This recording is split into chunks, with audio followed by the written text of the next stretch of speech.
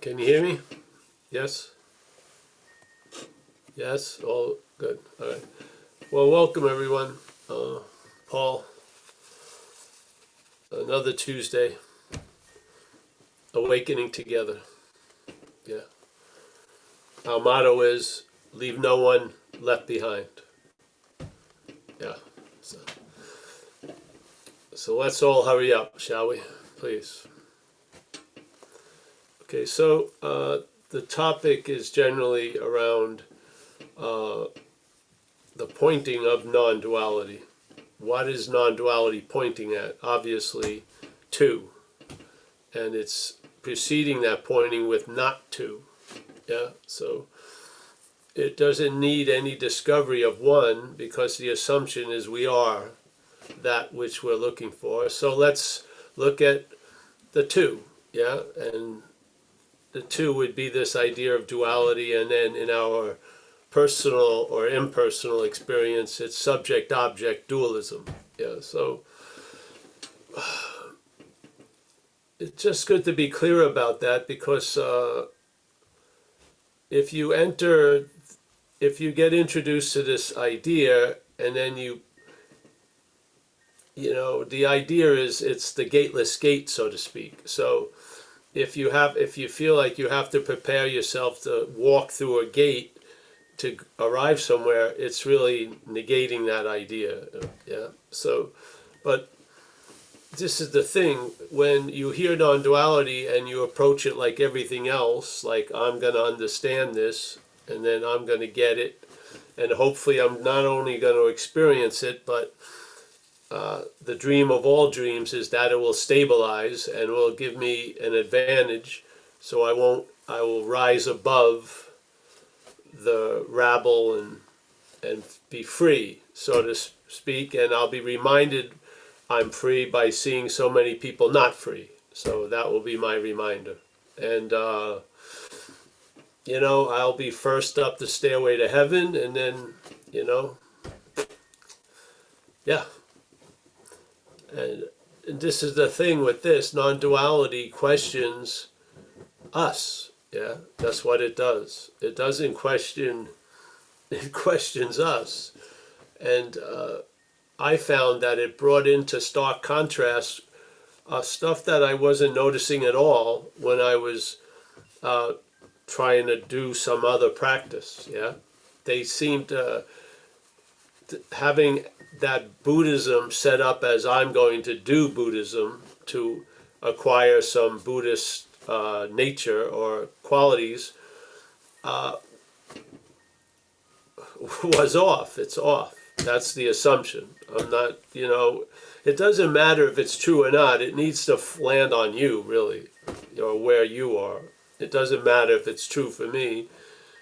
So it needs to sort of land where you are. And when it lands, it sort of really brings into stark contrast a lot of assumptions and a lot of presupposing and a lot of insinuation and implying, and it starts revealing the role time actually has, not time like at work or on a vacation, but time as an influence or as an ingredient that is in the mix of dreaming.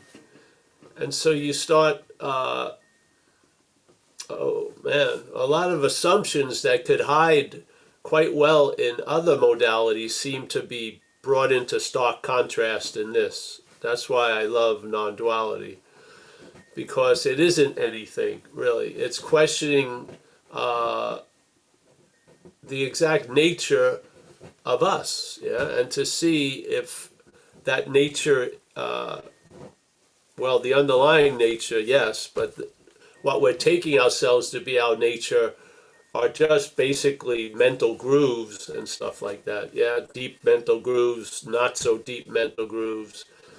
And they're all being claimed to imply it's you somehow. And yeah. And then we want to escape from that you, but we're attempting, the attempt to do that is based, it's going to be you trying to escape you. So there you go. And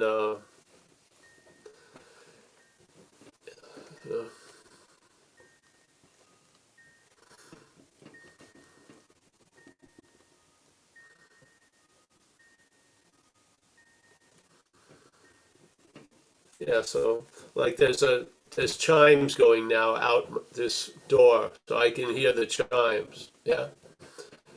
So there's a hearing of the chimes. That's it. Yeah. And then you watch the head interpret that into Paul is the hearer of the chimes. The chimes now don't really have a big role, you know. So Paul, and then the hearing has absolutely no role. So now it's Paul hearing chimes, and then Paul not hearing chimes, and then Paul hearing something else. So all the variations of experience of sense contact are all funneled to this idea of the one person who's feeling everything, the one, you know, the one idea of being the thinker that's thinking all the other thoughts. It's an incredibly efficient magic trick. It really is, because it uses what's happening to imply something else. Yeah. It's just incredible. So it has a certain authenticity because there is seeing. Yeah. But the seeing doesn't arrive at a culmination of see or seeing. There's just seeing, yeah? And the experience, of perceptual experiences, there's seeing and seeing, yeah?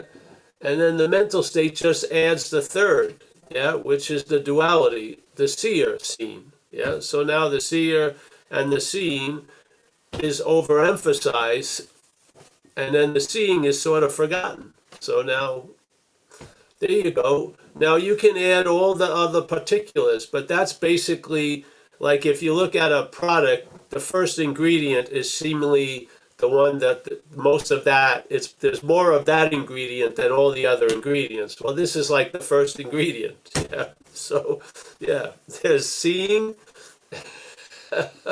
and then there's the event called seeing and seen.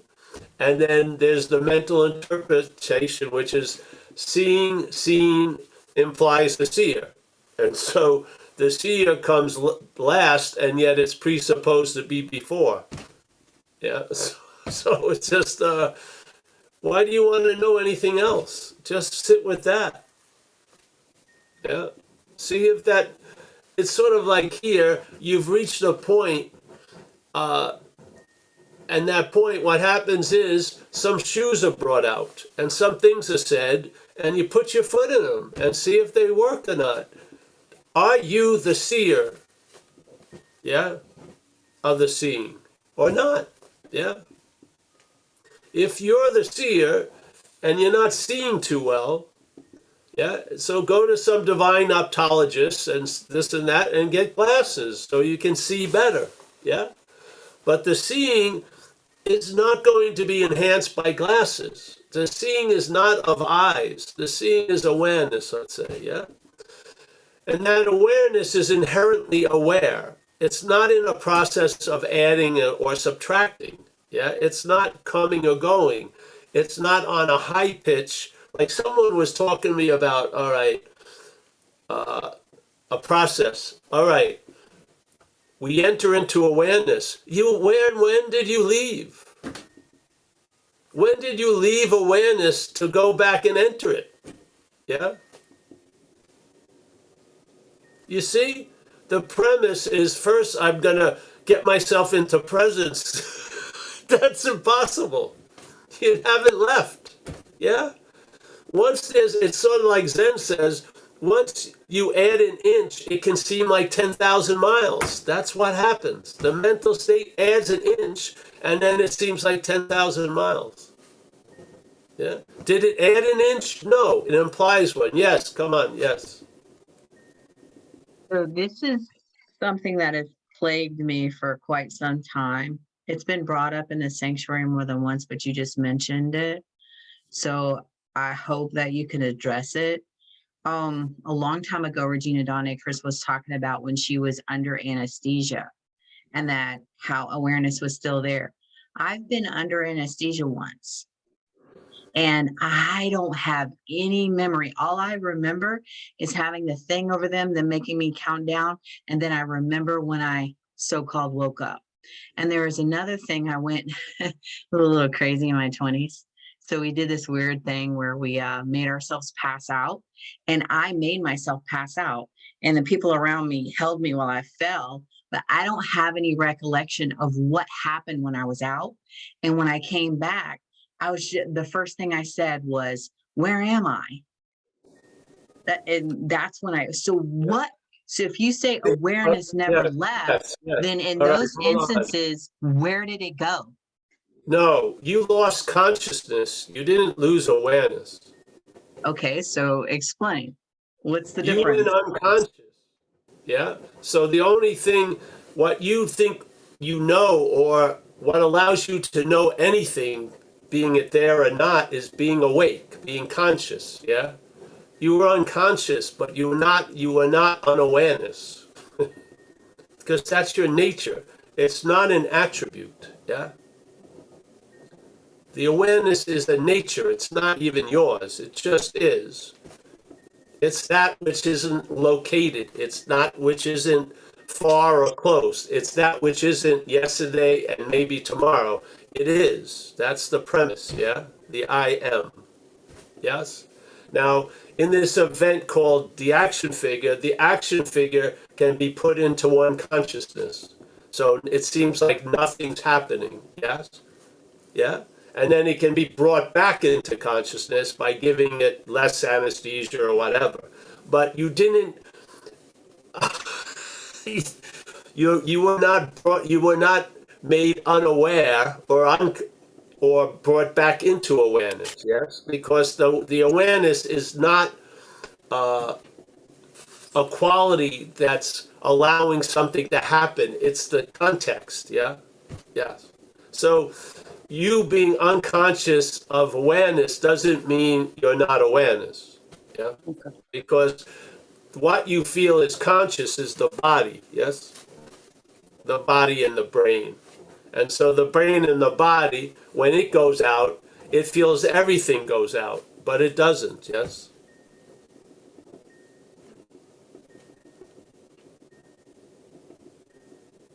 Still don't get it.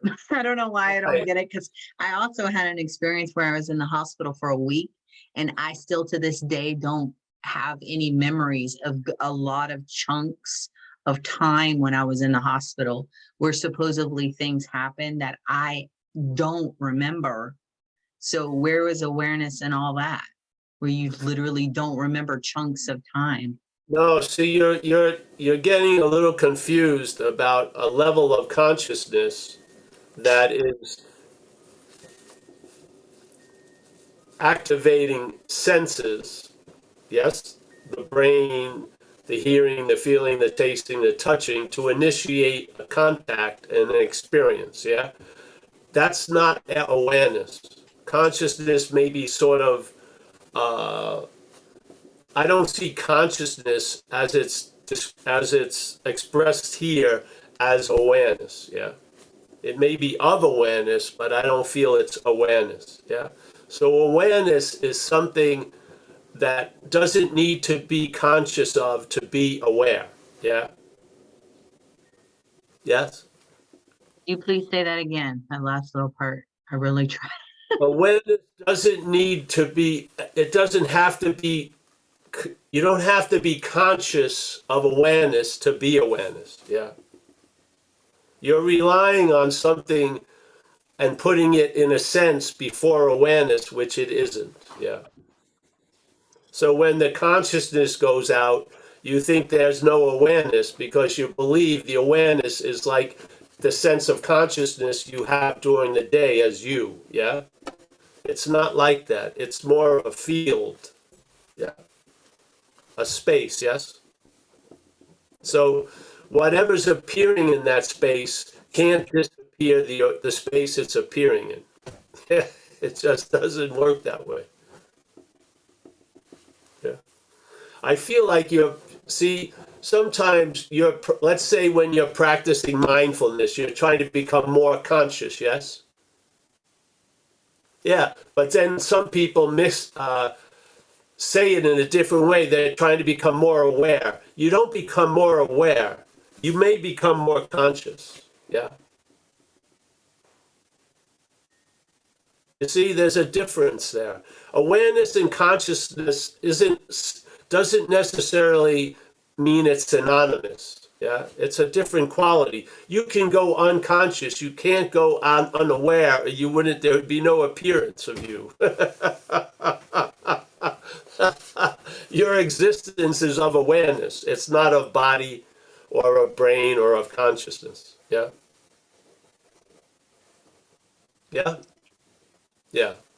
So when people say all there is consciousness, I would say all there is awareness, because you're having an experience of consciousness, and consciousness in the experience level seems to be defined by the frame it's moving through. So a dog has a different experience of what it's conscious of. Yeah, it sees different colors than we do. Yeah, it's having much more richer experience through the nose, through the sense of smell, than it is through hearing, let's say. Yeah? So the consciousness can be certain gates have can almost heighten up the note of consciousness moving through the gates. Sort of like when someone goes blind, their other senses become more acute, yes? This isn't happening with awareness. Awareness isn't clay that you're working on. Yeah. Yeah. It's not clay you're working on. You may be working on the consciousness as held as you, as Paul, and then trying to improve that. That can happen, but it doesn't change the fact that you are awakeness. Yeah. You don't become awake. You just discover you always are awake. Yeah. There's no you're awake. Yeah. Do you know what I mean? I think I understand what you're saying when I think about awareness as a field. That somehow resonates deeply with me. You said that earlier. And that means, like, even when nothing's going on in a field, it's still a field, and it's still there, and it's still happening before any Exactly. It's happening's like the happening in it. sky. It's like the sky with clouds. So the sky doesn't get. Maybe the sky gets emphasized on July 4th in America because there's explosions in there. So you're looking towards the sky, but you're following the explosions. But when the explosions stop, the sky doesn't, is still there. Yes. And there's no scar or ripping of the sky left by all the explosions that happened in it. Yes. So there's an experience that we're having here, and that experience is in sort of awareness. It's appearing in awareness. Yeah? Yes. That experience is not going to become conscious of awareness. You're aware that you're conscious. Yes? That's what happens in a sense. So you're using the word awareness is different than consciousness, and a lot of the teachings here in Awakening Together use the word consciousness and awareness almost like synonyms. And I think that's where I was getting flubbed up a little bit. Yeah, I don't see We it that also way. use the term awareness watching awareness, which it sounds like you're making a distinction between awareness as something other than consciousness, and then when you say awareness, aware of a consciousness. So it's like, I Yes, don't know, I'm use probably awareness. splitting You hairs can't here. use awareness to be aware of awareness. Say that You again. can do it. Yeah, you can if you want. But yeah, it's sort of like beating a dead horse 3 times. Yeah. I'm going to be aware of awareness. And then you know what? Once you're introduced, you can truly believe you're unaware as awareness. See, this is the dilemma. Yeah. It's a juicy goal to make up, but what you can lose by making up that goal that I'm going to become aware is maybe how you lose it is you live as if you're not aware or you're not conscious. And that's a shame. Yeah. Yeah. This is it. So someone wants to, uh, yeah. So you're when you saying being believe, aware of awareness actually feeds that whole mechanism well, of there you wanting go. That's to something we're be throwing out. unaware? I don't want to get fired by awakening together, so I'm just going to sort of subtly put it out there, and you find out. Okay. And Inca's had her hand up for quite some time. Thank you, Inca, for being patient. And don't get caught in the words, though. When you go out, when you go to sleep, yeah, yeah, yeah, yeah. That which you think you, when you go to sleep, that field isn't asleep. Yes, awareness is being awareness. Yeah, it's aware. Who knows? It's indescribable. It's incomprehensible. But yeah, yeah, yeah, Inca. So my question is, if I understand, that's dangerous, but so at the end of life, as I make my transition, it's not that far away, dear. And But yeah. but my point is, so I get definitely unconscious, right? At that point. And my awareness also leaves because it all goes back into the overall. Yeah, but there's no back to go to. There's no back that you're Right. not. Okay. There's no So back that it's you're really not in, Inca. so it's Yeah. really just about leaving my consciousness. It's not. No, it's not even that. It's just something shuts off. Yeah. Mm-hmm. And then, well, the feeling I have, this is all speculation, but I truly believe that it looks like everything is happening, but nothing happens. Yeah, because I've gone out for periods of times from overdoses and shit, and when I came back, it seemed like wherever that was had nothing to do with the appearance that was running through it. Yeah, which was Right. this Right. Yeah. called Paul, really. Yeah. So, Yeah. and as they talk about it in the Course in Miracles, this crazy idea that we're seemingly living as the mind of God, forgot that in like a nanosecond. Somehow we're in a time loop that the same thing keeps going, but it says God does the mind of God is there's no even acknowledgement that this is happening. I think something like that. So if you're interested in the Course in Miracles, it's basically saying this is dreaming. Yeah, dreaming sort of No, I implies, understand that. Yeah. Yeah. yeah, Yeah. Yeah. dreaming sort of implies one thing is that it's not real. Yes. And so what you're saying is, at the point of transition, I wake up. Well, I don't believe there's a point of transition and you're always awake. I think you just lose the story. Oh, okay. And when you Okay. lose the story, you never Okay. had the story. Yeah. Yeah. It's very efficient. When the dreaming seems to end, nothing ever happened. So there's no mop up. You don't have to mop up all the remains of the dreaming. That's a relief. That's a Big, relief. not the big puddle of the on the floor of awareness. No, I don't see it. But this is just speculation.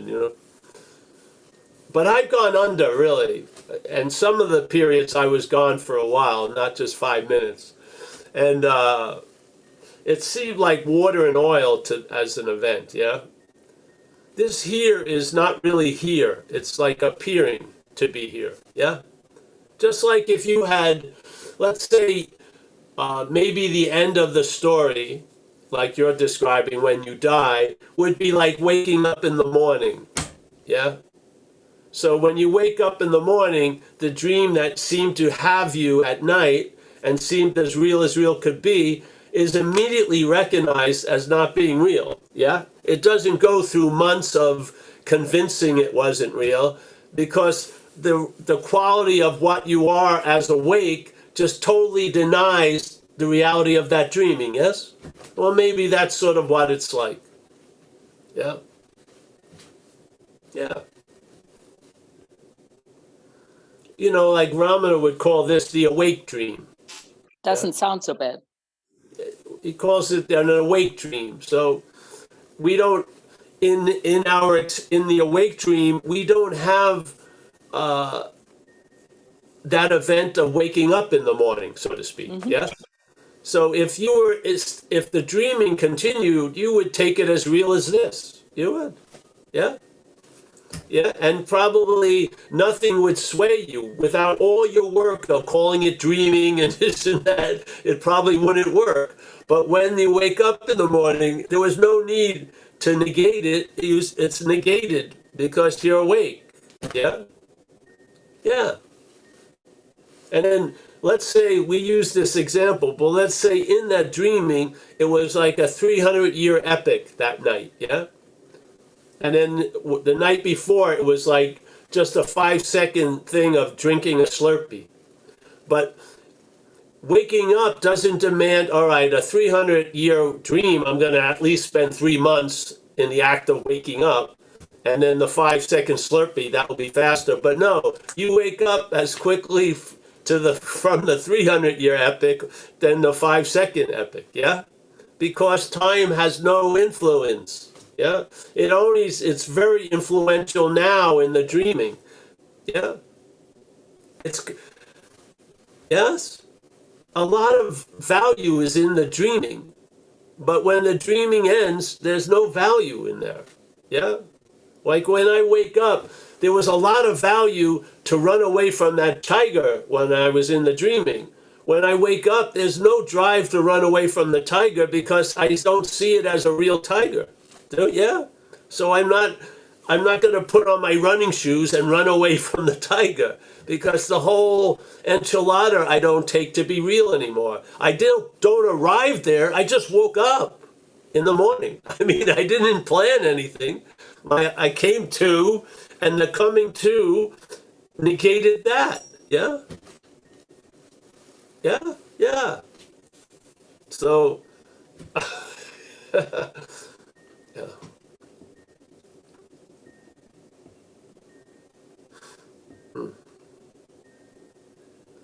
So there's a field, I would like to call it awareness. Let's call it that, yeah? And from that field, you can become aware of the consciousness, yeah? You can see what's happening here to some level, yes? And all that you were looking for through conscious contact to improve this idea of Paul can be seen from awareness, yeah?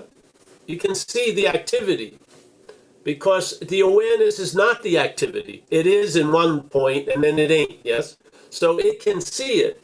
And so suddenly you see how consciousness is claimed, and now it's Paul that's conscious, yeah? And that Paul that's conscious causes a new reality. When they say all there is consciousness, then how here you can be more conscious, less conscious, unconscious, very, very super conscious, yes? But in effect, all there is consciousness, then why are all these degrees of shit happening? Because this is dreaming, yes? So the consciousness, the mental state claims the consciousness and now uses the consciousness to verify the story of being Paul. So Paul is now fueled by the idea that it's awake or conscious, yeah? So now we don't say we're consciousness, we say we're Paul and I'm conscious, yeah? Yeah? I'm conscious as Paul. You see it? Which then in itself implies duality. Exactly. Right? And this is what the non-duality is negating. Gating, yeah, There's exactly. no one conscious and there's no one unconscious. There's no one that's going to arrive at consciousness and there's no one that left consciousness. Yeah? That's the good news. Yeah? So when all the movements are going on, they have a completely different interpretation when they're not yours. Yeah? You can find peace in conflicting behaviors because none of them are yours. Yeah, you're not like, there's not an opposition. Oh, I want to keep these and I want to get rid of them. Yeah, there's just an acceptance, and then maybe you're moved to change stuff. But first, there's an acceptance of what's going on. You don't start from a denial of what's going on. You start from an acceptance of what's going on. Yeah. And it leads to clearer things, as Zen they would say blue is blue and red is red. Yes, things are clear. Yeah, because that scrambling right at the conception is noticed. Yeah, you've come to believe. Let's say there's been whatever. There was a seeing of stuff. Yeah. Yeah.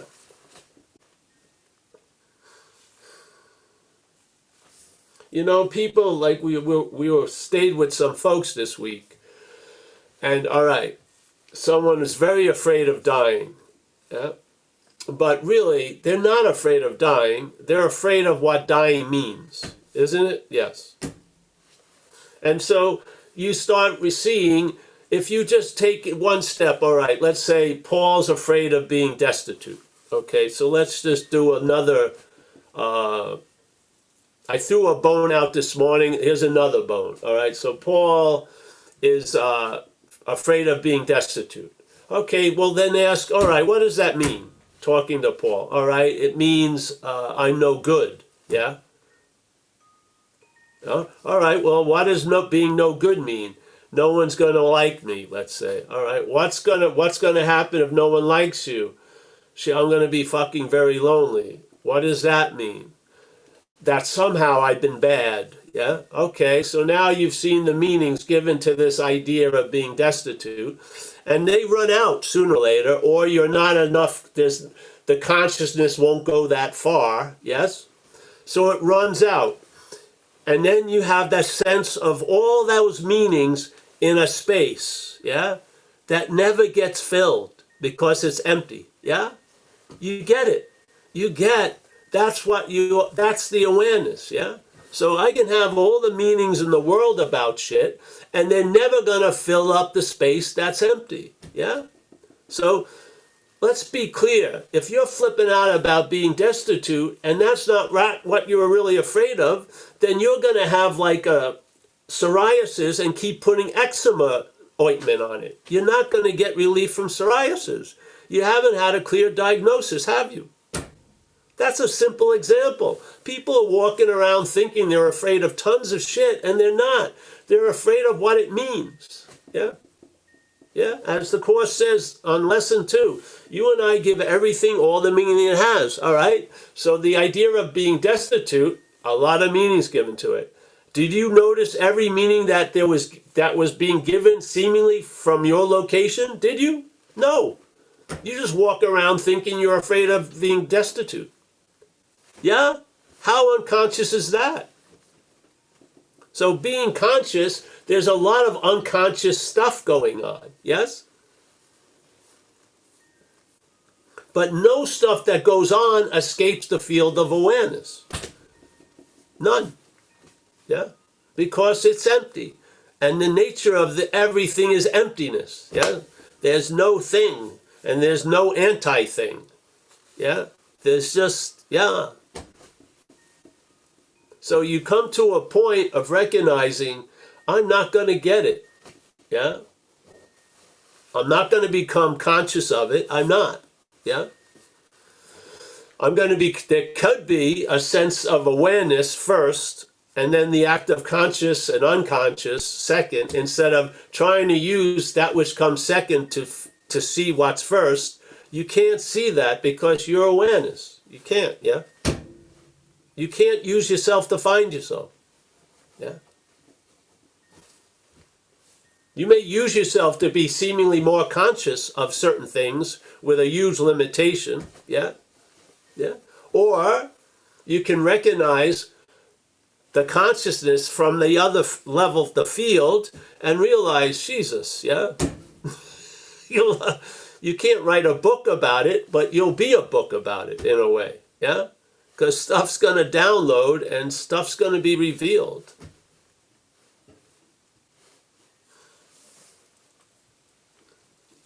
There's an incredibly sublime sense of real non-duality. There is. When you see the dualistic movement, it's like a Russian doll thing where there's a doll and a doll and a doll and a doll and a doll. Yeah? Yeah. So, and these are just words, consciousness, awareness, I don't know. But there is an activity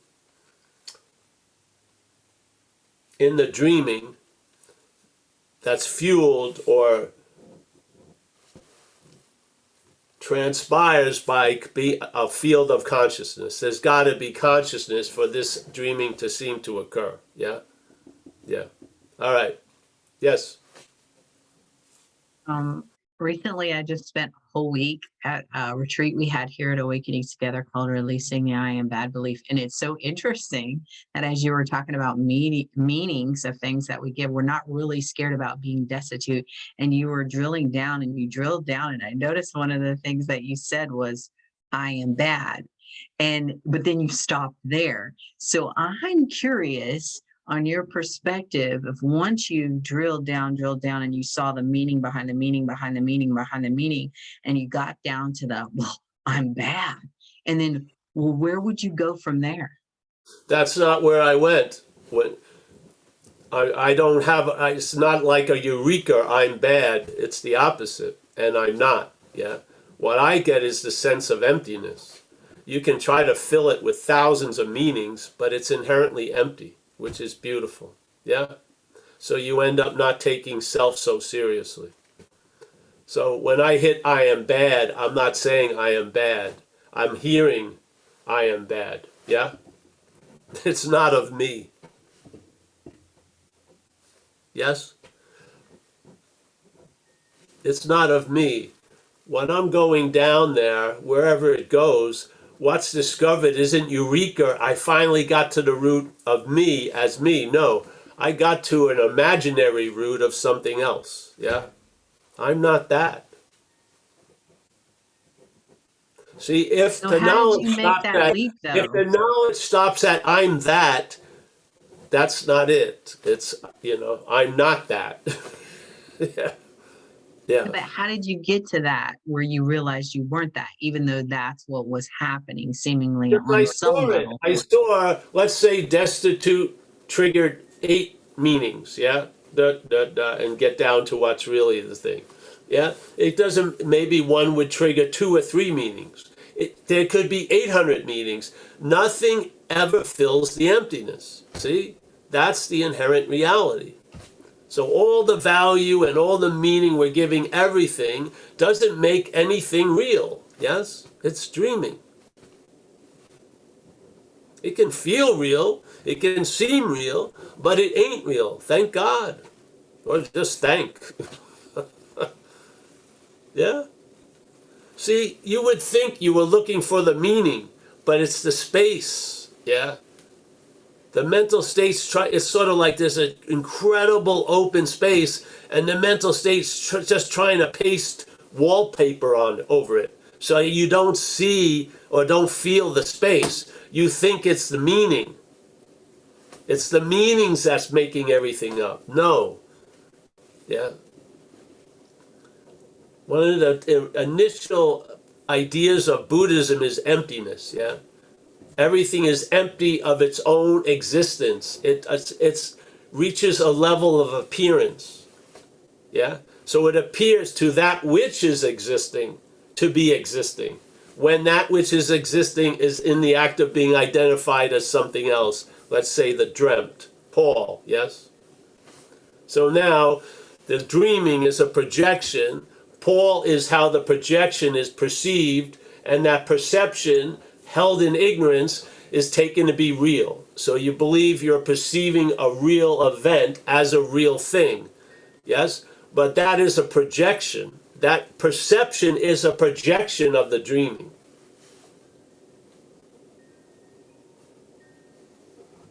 The projection of the dreaming is you're perceiving from a real place about a real world. Yes? Like Huang Po says, whatever can be perceived, yes?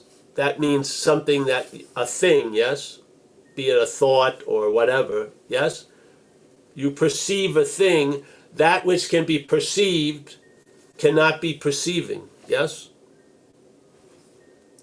So the thing isn't seeing, yet there's seeing of things in this experience, yes? But the thing isn't seeing. Yeah. So are you going to arrive? Seeing is happening. And what I'm really looking at, although it doesn't seem that way, is if there is an I that's looking, is I'm just looking at emptiness. Yes, exactly. And what's looking is empty. Yes. Yes. You're like Ramana says, there's a non-existent thing. You would say that's empty, yes? When you see a dead body, it looks like it's empty. It's not alive. Yeah. So a non-existent thing wanting to get salvation for the non-existent thing. Yeah. So existence, the existence is implying there's a non-existent thing that's an existing thing. Yeah. A real thing. Yeah. And that real thing wants to get salvation for that real thing. If that's the case, your practices themselves, your spiritual practices themselves, is reinforcing the non-existent thing. How can they destroy it? First of all, how could anything destroy a non-existent thing? What would be the point? It doesn't exist. Yeah? So if this is the beginning point, then you watch, a lot of people are trying to be a non-thing as a thing. Yeah, that's what we do. We try to get out of self as self.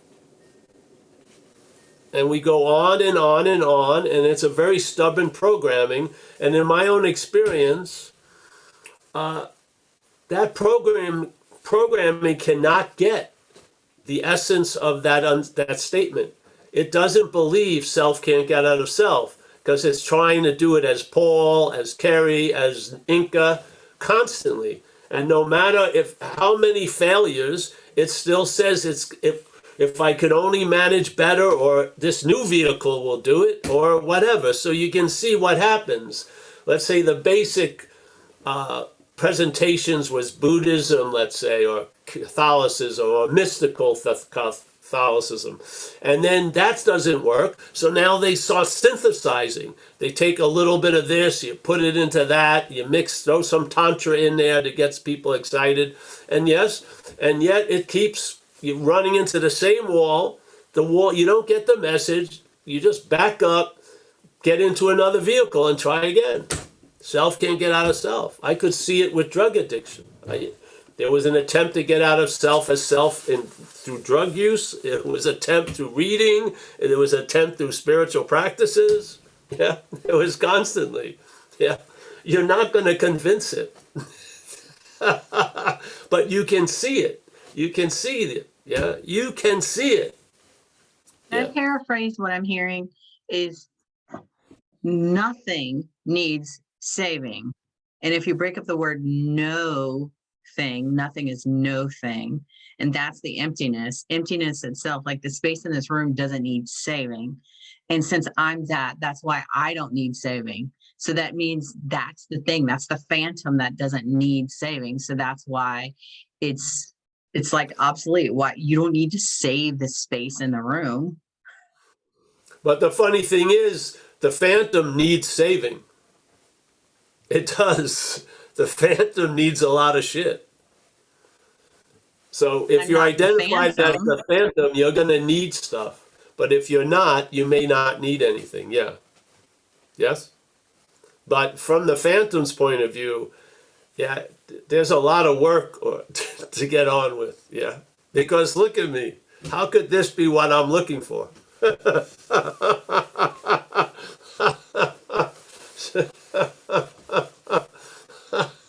It just, the mental logic can't get it. It doesn't fit in there. It doesn't.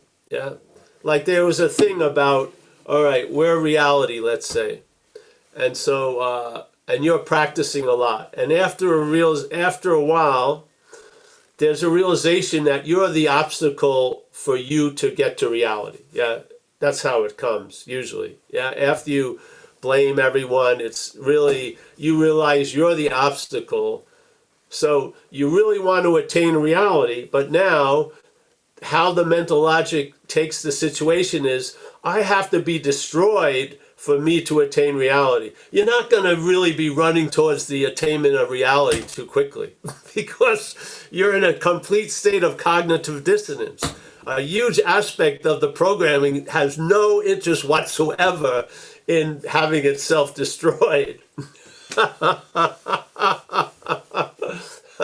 So what do? Okay, being ourselves reality, we'll act as if we aren't and we'll start looking for it. And we know it's never going to succeed, so we never get to that super level 5 threat because I don't have to be destroyed. I'm actually, the phantom is actually thriving in the pursuit, yeah, of the spiritual goal.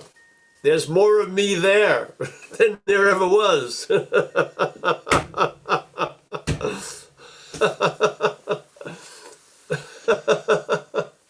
Yeah. Well, yeah. Hey, bro, there's a chance realities are ready. It's available. All right. What's the deal? You got to be completely destroyed. I'll get back to you. I think I gotta meditate longer. I'm not ready. All right. I'm joking, but you know, it's funny, isn't it? Yeah.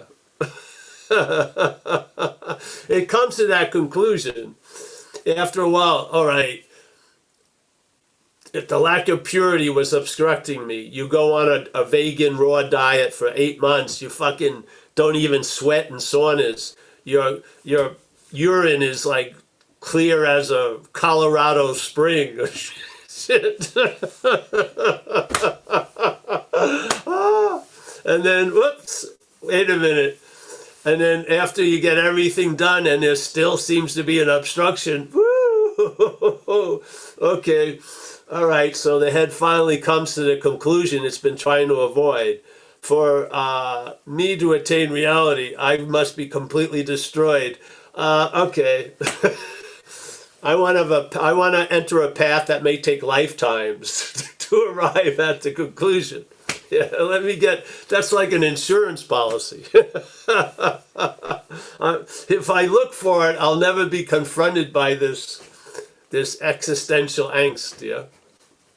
Yeah. We did a little thing. Do you remember, did we ever do Heaven's Door? Yeah. They knock on Heaven's Door. No? Yeah.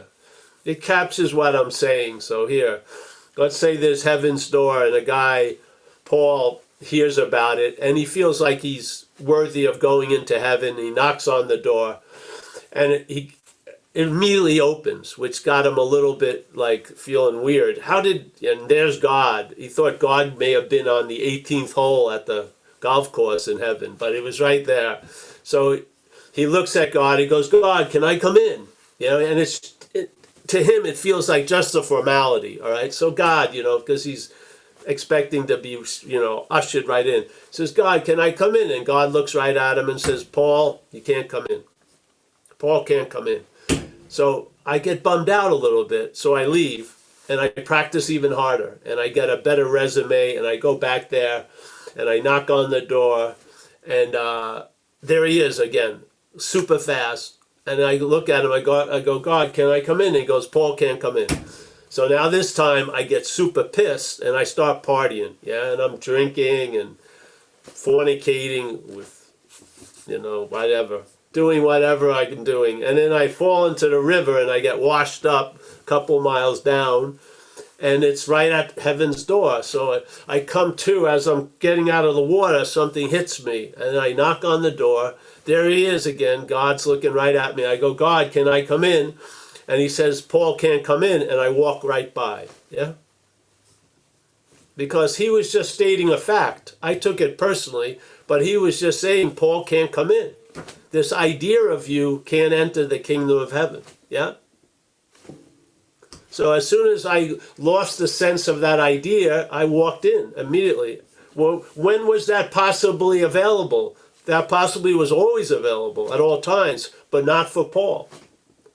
Yeah, but it was always available at all times. So that's it. Yeah. So when you're hearing the message as the action figure, you're hearing it in an incredibly different way than when you hear the message about the action figure. I'm serious. It lands completely different when you're hearing the message about the action figure, not the action figure hearing the message. Yes. Yeah. So there you go. This is a very metaphysical meeting today. Wow. I don't usually like to go up there. It doesn't mean shit, really, in the dog shit awareness world. Yeah? Just see, are you traveling lighter? And is there a lot of stress and effort to sort of maintain that? Or are you just traveling lighter? Yeah? Yeah. You can tell, just see. Yeah. See, you know, if I am what I'm looking for, when that becomes obvious, there won't be as much looking for it. Let's just put it simply. There won't. That's a pretty good indication. You're on to something. The idea that launched 1,000 ships won't be launching anything anymore. Yeah. Uh-oh, I could be missing something. Yes, probably. A lot. Yeah.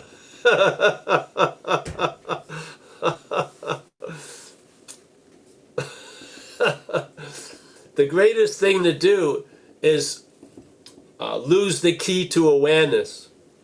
Yeah, because you are awareness. Lose the key to awareness because you are awareness. You don't need a key to enter. It's your house. Yeah. That's why they say the open secret and the gateless gate. Yeah. They're trying to imply something. Yeah. Yeah. Well, it's a very rainy night now in Northern California. Yeah, very cold. And I experienced things I never used to experience before. Did I become more conscious? Yes, I become more conscious of my brittle knees. And yeah.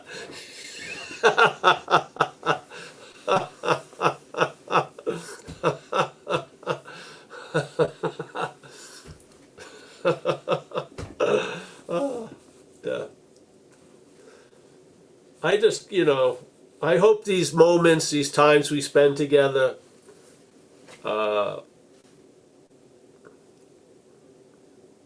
usher in some lightness. Yeah, that's the point. I mean, this is a topic you can take a lot less seriously than you imagined, really, because the topic is of us. We are that. So, I mean, yeah. I meet a lot of people, and sometimes when people come in and they're very serious and they have a notebook and a notepad, and then the next week the notepad ain't there. No, the next week they have the notepad, but they don't do any writing. The day after that, there's no notepad. Yeah, yeah. Before they had their back straight, concentrating. Now they're slouching. They're chilled out. They're relaxed. You know what I mean? I don't even need to be here. Hallelujah. That's great. It's working without them noticing it's working. I want to get every word he says. No, you don't. Yeah. If you get every word, you miss the song, yes? You're missing the song by concentrating on the lyrics, so to speak, yeah? The words are a vehicle. They're not they're not the message, the words, yes? They're just carrying something, yeah? It's funny they're carrying something that has nowhere to go because you're right there. But it's sort of like that, yeah? Hopefully that gets through a little. Yeah. Yeah. You wouldn't have noticed, you wouldn't have believed me when I was young. The body was ravenous for escape, yeah? The brain was so jacked up, and it had such a complete faith in itself. It was really that combination produced a lot of exquisite suffering, and with the helps of drugs, being up for 10 days and shit. And I would definitely match a 10-day cocaine retreat to any other 10-day retreat. Yeah. You could survive a 10-day cocaine retreat, my hats would be off to you. Going to a luxurious place with kayaking and fucking mangoes and papayas. Yeah. Yeah. That's easy. Just sit with your head, living out what's symbolized by the hungry ghost in Tibetan Buddhism. Yeah, this huge thing with a big, big belly and a small mouth. After 10 days of trying to fill that hole and being less and less satisfied than ever. Yes? Yeah. So, hey, I'm happy to be here. I think that's it, eh? Well, we have 2 more minutes. Squeeze 2 more minutes out of us. Yeah. Well, you can say goodbye to all of us. I know how you love doing that. Yeah, I'd like to say goodbye. Honey, you did a great job, as always. Yes? You know, there's a statement in the Course that says, because we're mind, yeah, big M, and you have a purpose, it can never fail. The means may change, but the purpose is the gold. So, yeah, it's inevitable that there'll be a dreaming out of the dreaming. Yeah, be assured of that. There's no losers here. It's all, yeah, yeah. So, I feel that's a very assuring message, don't you? Yes, yeah. So, give it your best or not, yeah. Yeah. So there's, all right, Jacqueline, and there's Connie, yes. What a twosome there, forget about it. That would be like a knockout before I got in the ring. I'd see them in the ring, I would, no mas, no mas, I surrender.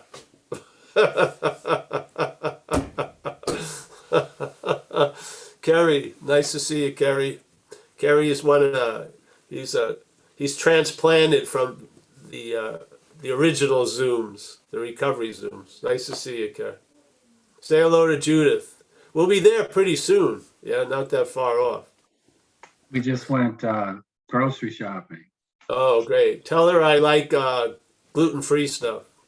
Yeah. I'm sure she's going to accommodate. The most important thing is oat milk.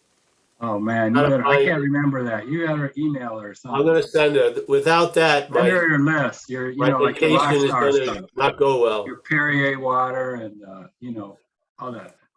Those are, but I emphasize the Oatly, yeah, not the non-fat either, full fat. And Inca, I've come to like Inca a lot. Inca, yes. That flatters me, dear. Hmm? I said that flatters me. I do, Inca. You're one hell of a presence. Don't take it to your head, though. No. No, I won't. Good. I won't. And there's Andy W. Nice to see Andy rocking in the mountains there. Yeah. Just floating like a cloud. Not bringing any rain. Not blocking the sun. A true humility of a cloud. Yes. Oh, Rhoda. I don't know. Hey, Rhoda. I don't think I got a heads up for this meeting. I think you Did did. you? Did you? I mustn't have looked at the. I didn't look at the messengers. The mess. All right. Nina is another transplant from. It's always a pleasure, Nina. Thanks for coming. Yeah. George, nice to see you, George. Hope all's well. Yeah. We've got, now you're all appearing again. Oh, here we go. There's Sue K came by. There's Ann. Nice to see Ann. We got AT Radio Computer. We got Kathy. Let's see. That's about it. What a lovely crew. Thank you for showing up, eh? And yeah, I guess I'll see you next Tuesday. That's the plan. Yeah. Yeah. Thanks. Thank you, Paul. Thank Thanks, you. sir. Thank Yeah. you, Paul. See you. See you, everyone. Bye-bye.